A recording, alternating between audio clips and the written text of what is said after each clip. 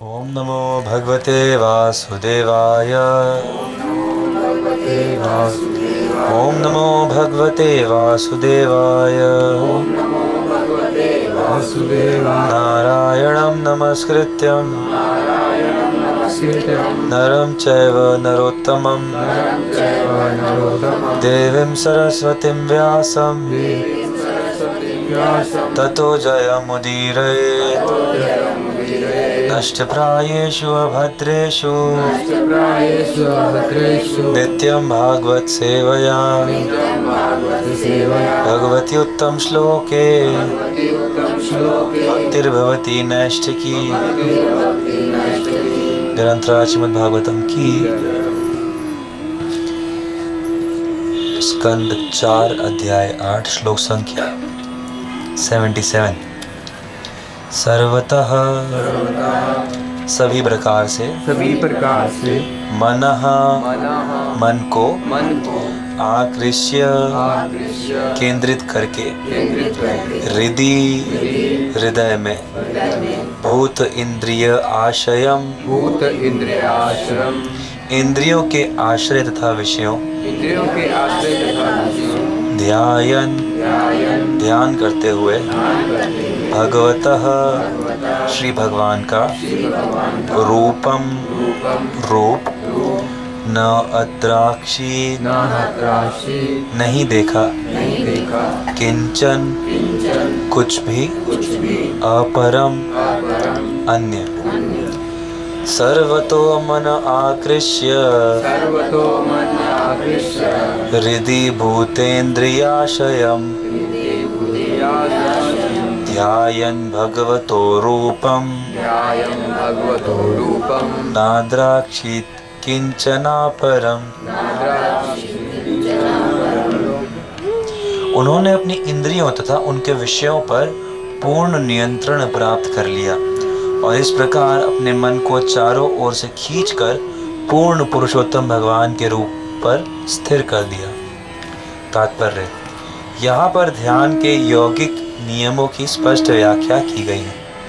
मनुष्य को मन को अन्यत्र पथभ्रष्ट होने से रोककर पूर्ण पुरुषोत्तम भगवान के स्वरूप पर स्थिर करना होता है। इसका अर्थ यह नहीं है कि किसी निर्गुण वस्तु में ध्यान केंद्रित किया जाए या उसका ध्यान किया जाए। ऐसा करना समय का अपव्यय मात्र है, क्योंकि यह अनावश्यक रूप से कष्टदायक है, जैसा कि श्रीमद् भगवद गीता में कहा गया है। तो मन को हर जगह से खींचकर बार बार भगवान के रूप में लेकर आना है, यही करना है। बार बार जो चर्चा होती है हमारी भी कि ये मन ही है ऐसा चंचल जो हर जगह भागता रहता है, और जहाँ जहाँ जब जब ये भाग के जाए इसको पकड़ के लाना पड़ता है। इसका उदाहरण कई जगह पे एक चूहे की तरह दिया है कि जैसे चूहा है तो चूहा मिट्टी में बिल खोदता रहता है और वो कहाँ से खोदेगा, कहाँ से कहाँ जाएगा, फिर कहाँ से कहाँ निकलेगा पता नहीं चलेगा। तो ऐसे ही मन जो है वो कहाँ से किस विचार को पकड़ता है और उस पर चिंतन करते करते करते करते कहाँ पहुँच जाता है पता नहीं चलता। लेकिन इसी को पकड़ना है कि जैसे ही मन कोई भी विचार करने लगे तो वैसे ही उस विचार को भगवान के साथ जोड़ दिया जाए। जो भी विचार है उस विचार को कैसे ना कैसे लाकर घुमाकर भगवान के साथ जोड़ दिया जाए। इसके लिए जैसे ध्रुव महाराज है वो सब त्याग कर रहे हैं, और हम लोग हैं, हमें सबके बीच में रहते हुए इसका अभ्यास करना है। तो ये कठिन है, लेकिन ध्रुव महाराज ने किया, और ये उदाहरण हमारे लिए है कि अगर उन्होंने किया तो हमारे लिए भी संभव है। वीतरागा भय क्रोधा मनमया माम उपाश्रिता बहवो ज्ञान तपसा पूता मत भावम आगता। गीता में भगवान कहते हैं कि अर्जुन, पहले भी बहुत लोगों ने किया है, आज भी कर रहे हैं और आगे भी करेंगे, इसलिए संभव है। इसीलिए इसी का प्रयास करते रहना चाहिए। ध्रुव महाराज क्या कर रहे हैं कि जहाँ जहाँ भी मन जा रहा है वापस खींच के लाके भगवान के रूप पर स्थिर कर रहे हैं, और अभ्यास करते करते वो इतना दृढ़ हो गया कि अब मन और कहीं जा ही नहीं रहा। तो इस प्रकार से ये अभ्यास करना हम सब भक्तों का काम है कि जहाँ जहाँ मन जाए, परिवार के बारे में जाए, अरे नहीं कि परिवार तो भगवान का ही दिया हुआ है सेवा के लिए, बस भक्तों के बारे में जाए, हाँ अरे भक्त भगवान के प्रिय है, किसी के दोषों के ऊपर जाए तो अरे चलो जो भी है छोड़ो, इससे मेरा क्या संबंध है, भगवान का चिंतन करो। जहाँ जहाँ जैसे जैसे जाए, हर चीज़, प्रकृति की हर चीज़ भगवान से जुड़ी हुई है, हर शरीर के अंदर भगवान परमात्मा रूप से व्याप्त हैं, हर चीज़ जो हो रही है वो भगवान के अनुमति के साथ ही हो रही है। ऐसा विचार कर करके बार बार मन को स्थिर करना है। और जब इस प्रकार से मन स्थिर होता है तो जैसा कि अगले श्लोक में बताया गया कि एकाकार हो जाता है, प्रकृति के साथ या पूरे विश्व के साथ जीव का एकाकार हो जाता है, जैसा कि ध्रुव महाराज के साथ हुआ। और क्योंकि वो सांस नहीं ले रहे थे तो तीनों लोगों की सांस रुक गई और सब कामने लगे।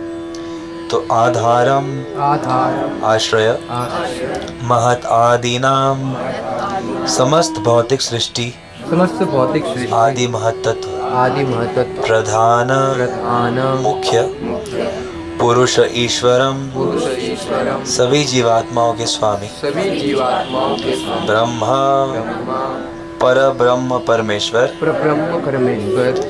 धारयमाणस्य हृदय में धारण करके त्रयः तीनों लोकाः लोक चकंपिरे कांपने लगे। आधारम महदादीनां प्रधान पुरुषेश्वरम ब्रह्म धारयमाणस्य त्रयो लोकाश्च कंपिरे। इस प्रकार जब ध्रुव महाराज ने समग्र भौतिक सृष्टि के आश्रय तथा समस्त जीवात्माओं के स्वामी भगवान को अपने वश में कर लिया तो तीनों लोक कांपने लगे। तात्पर्य, इस श्लोक में ब्रह्म शब्द महत्वपूर्ण है। ब्रह्मन का अर्थ है वह जो न केवल सबसे महान है वरन जिसमें विस्तार करने की असीम शक्ति है। ध्रुव महाराज ब्रह्म को अपने हृदय में किस प्रकार आबद्ध कर सके, इस प्रश्न का उत्तर श्री राजीव गोस्वामी ने बहुत अच्छे ढंग से दिया है। वे कहते हैं कि पूर्ण पुरुषोत्तम भगवान ही ब्रह्म के मूल है, क्योंकि भौतिक अथवा आध्यात्मिक सब कुछ उनमें समाहित है, अतः उनसे बड़ा कोई नहीं है। श्रीमद् भगवत गीता में भी परमेश्वर कहते हैं मैं ब्रह्म का आश्रय हूँ। अनेक व्यक्ति विशेष रूप से मायावादी दार्शनिक ब्रह्म को महानतम सर्वत्र विस्तारित वस्तु मानते हैं, किंतु इस श्लोक के अनुसार तथा श्रीमद् भगवत गीता जैसे अन्य वैदिक साहित्य से प्रकट है कि ब्रह्म के आश्रय श्री भगवान है, जिस प्रकार की सूर्य प्रकाश का आश्रय सूर्य का गोलक है।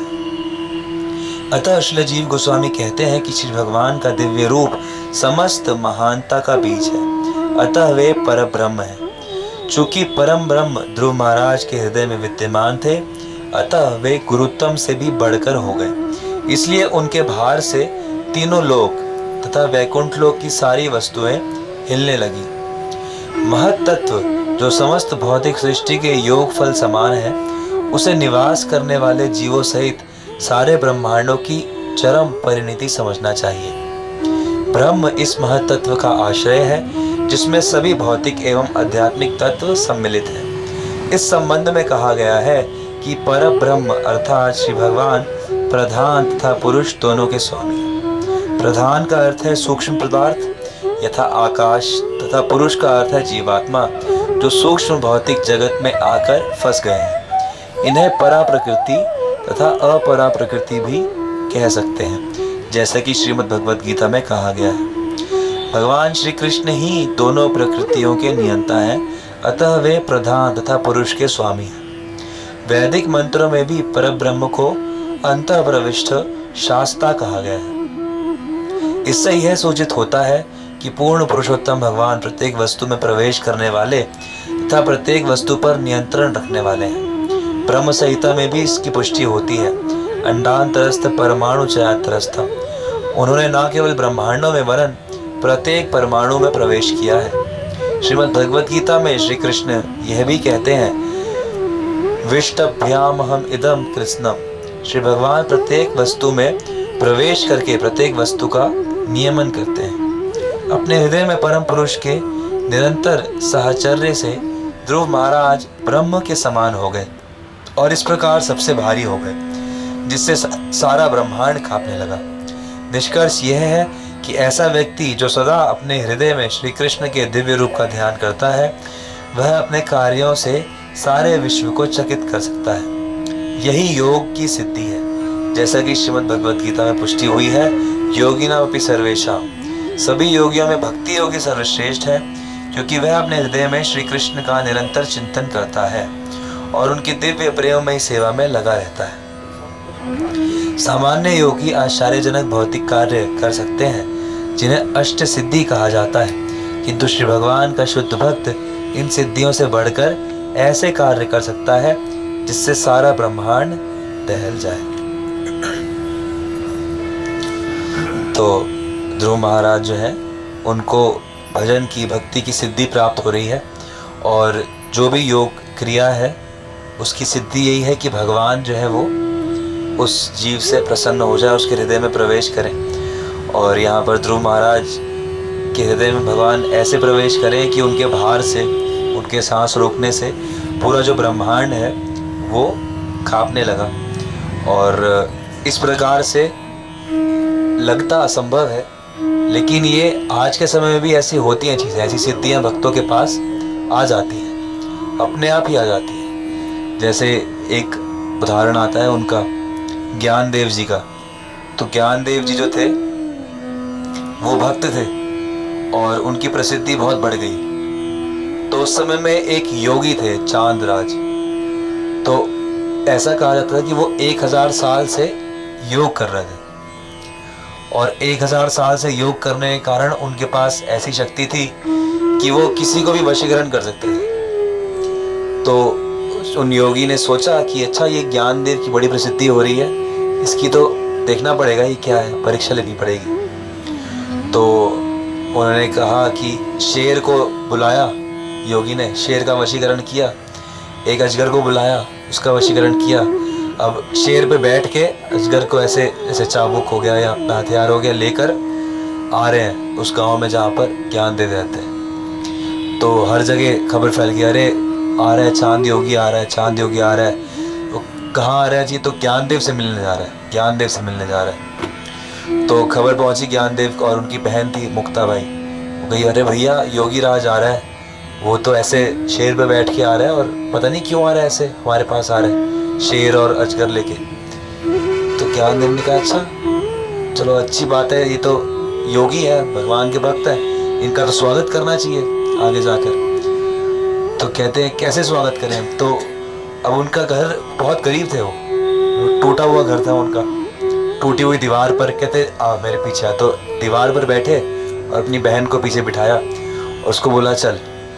तो वो दीवार उड़ने लगी और दीवार उड़ते उड़ते उड़ते उड़ते सीधा योगी के सामने जाकर विराजमान हो गई। अब जब उस योगी ने उड़ते हुए दीवार को आते हुए देखा तो उसी समय उसकी सारी जो अहम भाव था वो वहीं पर स्तब्ध हो गया। अरे मेरे को इतने साल, हजारों साल के साधन के बाद तो केवल मैं जीवित वस्तुओं पर अधिकार जमा सकता हूँ और ये जड़ वस्तुओं को भी अपने अधिकार में ऐसे ले रहे हैं, इसका मतलब ये कुछ विशेष है। तो उन्होंने उनकी शरणागति ग्रहण करी, उनके शिष्य बन गए। वो 1000 साल, और वो भी बच्चे थे, अभी पूरे बड़े भी नहीं हुए थे ज्ञानदेव। तो इस प्रकार से भगवान के जो भक्त होते हैं उनके पास ऐसी शक्तियाँ आ जाती है कि भौतिक चीज़ें जो है वो उनके नियंत्रण में या उनके अधीन हो जाती है। लेकिन हमें उस चीज़ से प्रभावित होकर या ऐसा लक्ष्य बनाकर कोई अगर भक्ति करता है तो उसके साथ नहीं होता ऐसा, वो फिर भक्ति पूरी होती ही नहीं है। तो इसीलिए हमें जिस चीज़ से आकृष्ट होना है कि ध्रुव महाराज के हृदय में भगवान प्रविष्ट हो गए, यानी कि अब उनका मन इधर उधर कहीं जा ही नहीं रहा है, केवल भगवान का ही रूप उन्हें दिख रहा है और वो उस रूप के आनंद में इतने मग्न है कि सांस लेना भी भूल गए। सांस जो कि हमें लगता है कि भाई जीवित ही नहीं रह सकते इसके बिना, तो भगवान के दर्शन में इतना आनंद है कि वो उसको भी भूल जाते हैं। तो इस प्रकार से हमें प्रेरणा लेकर अपना मन जो है भगवान पर स्थिर करने का अभ्यास करना चाहिए। ग्रंथराज श्रीमद् भागवतम की। तो किसी का कोई प्रश्न है तो चर्चा कर सकते हैं। जी प्रभु जी। जैसे कई गुरु कहते हैं कि श्वासों पे ध्यान लगाइए तो विचार धीरे धीरे कम हो जाएंगे जी। तो क्या उसका अभी अभ्यास करना चाहिए ताकि विचार हमारे कम आए? आपने जैसे कहा भगवान से ही सारे विचार जोड़ने हैं तो विचार ही धीरे धीरे और कम होते जाए और फिर अच्छे विचार ही आते जाए, हम वो श्वासों पे अभ्यास करें, तो ऐसा करना हमारे लिए ठीक है? हमारे लिए सबसे आवश्यक है भगवान के नाम पर ध्यान रखना, और श्वासों का जो अभ्यास है उसको भी आचार्य जो वैष्णव आचार्य है ना, वो भगवान के नाम के साथ ही बताते हैं। भगवान के नाम के साथ बताने का मतलब क्या है कि जब आप जप कर रहे हो, जब आप माला पे जप कर रहे हो, तो आपने लंबी सांस ले ली, जितनी लंबी ले सकते हो, फिर हरे कृष्णा कृष्णा कृष्णा हरे हरे हरे राम, एक मतलब जप करते हुए उसको धीरे धीरे छोड़ा जा रहा है, फिर लंबी भर ली, फिर धीरे धीरे छोड़ा जा रहा है। इस तरह से किया जा सकता है। या जिस समय ऐसा है कि अब जप नहीं कर सकते तो मन में उसका जप किया जाता है। जैसे इसका रेशियो भी होता है कि एक बार मंत्र जप करते हुए लिया, इसमें एक बार जप कर लिया, फिर 4 बार मंत्र जप किया, रोक के रखा, फिर 2 बार मंत्र जप किया, छोड़ के रखा। ऐसा रेशियो में प्राणायाम करने को, रेचक कुंभक पूरक करने को कहते हैं। तो ये अभ्यास किस लिए है? भगवान में मन लगाने के लिए, अच्छे विचारों के लिए नहीं है। अच्छे विचार जो भगवान से संबंधित नहीं है वो अच्छे नहीं है, पहले तो ये समझना पड़ेगा। जो लोग सिर्फ अच्छे विचारों की बात करते हैं, कई सारे ऐसे हैं संस्थाएं हैं या ऐसे शिक्षक हैं जो कि इस बात पर जोर देते हैं कि हाँ, सांसों पर नियंत्रण होगा तो विचार अच्छे आएंगे। लेकिन अच्छे विचारों में अगर आपने भगवान की सेवा का विचार नहीं जोड़ा या उसको नहीं, भगवान को नहीं जोड़ा विचारों में, तो वो अच्छे नहीं है। पहले तो ये समझना पड़ेगा। तो ऐसे करके इस विचार को पुष्ट करने के लिए सांसों का नियंत्रण धीरे धीरे अभ्यास कर सकते हैं, लेकिन वो मेन प्रक्रिया नहीं है, वो साइड प्रक्रिया है हमारी। वैष्णव के लिए वो साइड प्रक्रिया है, थोड़ा जब टाइम एक्स्ट्रा है जब कर लिया। मेन हमारी प्रक्रिया क्या है कि भगवान की सेवा की जाए। तो भगवान की सेवा नाम के द्वारा, कीर्तन के द्वारा, भगवान के विग्रह के द्वारा, भगवान के भक्तों की सेवा के द्वारा, भगवान के प्रचार के द्वारा, ये हमारा मेन है और वो साइड है। तो ऐसा कर सकते हैं। मैंने भी एक चीज़ अपनाने की कोशिश करी है। जी प्रभु जी। जैसे अभी बताया था कि आहार जो है ना, हाँ। आँखों से, कानों से, मुंह कम करना है, हाँ, उसको कंट्रोल करने की कोशिश की। बहुत अच्छा। सभी को करना चाहिए कि आंखों से वही देखा जाए जो भगवत संबंधित है, कानों से वही सुना जाए जो भगवत संबंधित है, अन्यथा सब जो है ना। और ये आँख कान सबसे ज़्यादा प्रमुख है कि ये सबसे ज़्यादा खाना लेते हैं, ये मुंह से भी ज़्यादा खाना लेते हैं। हरिद्री को आहार से माना। हाँ, हरिंद्री कि भी ये जो चीज करना हुआ आहार। और ध्रुव महाराज के बारे में भी यही है कि उन्होंने सारी के ऊपर कंट्रोल कर लिया। तो ऐसे ही अभ्यास करना है।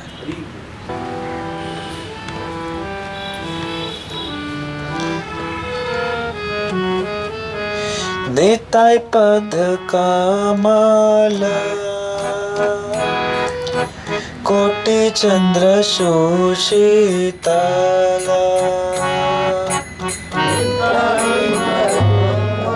की नेता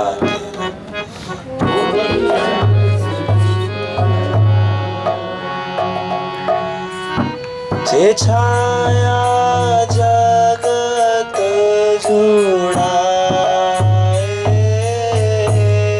जे छाया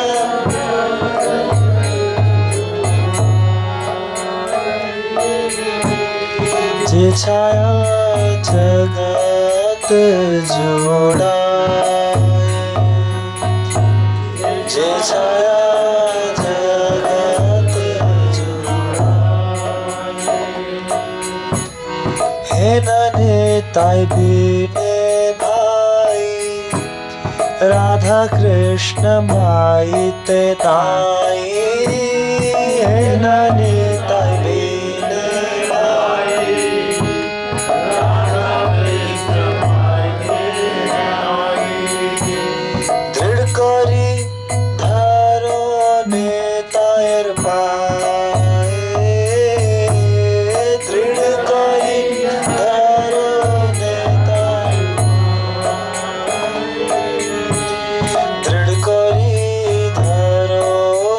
तायर पाए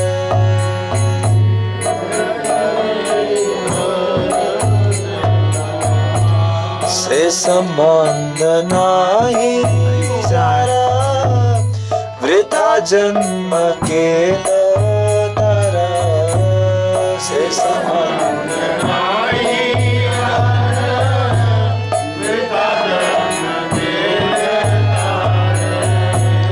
से पशु बड़ दुराचार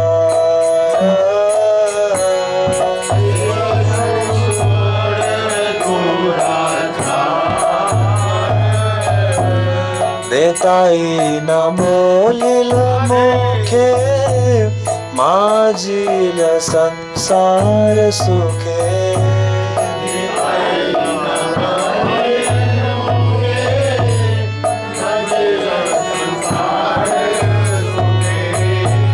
विद्याकुल की कोरिबे तार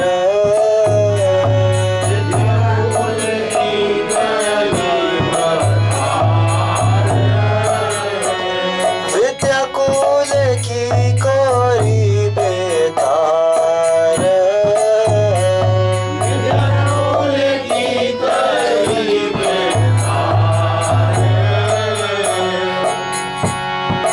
अहंकार पत हैया निताय पद पासरिया असत्य र सत्य करी मानी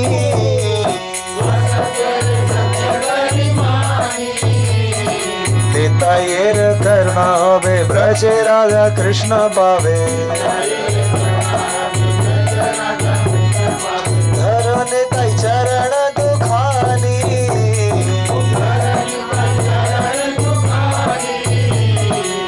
तारेर चरण सत्य ताहर सेवक नित्य निताय पद सदा करो आशा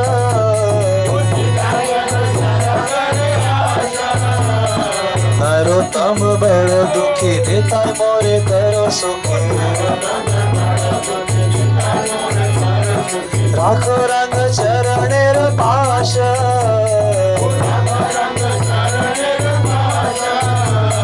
निताय पद कमल कोटि चंद्र सुशीतल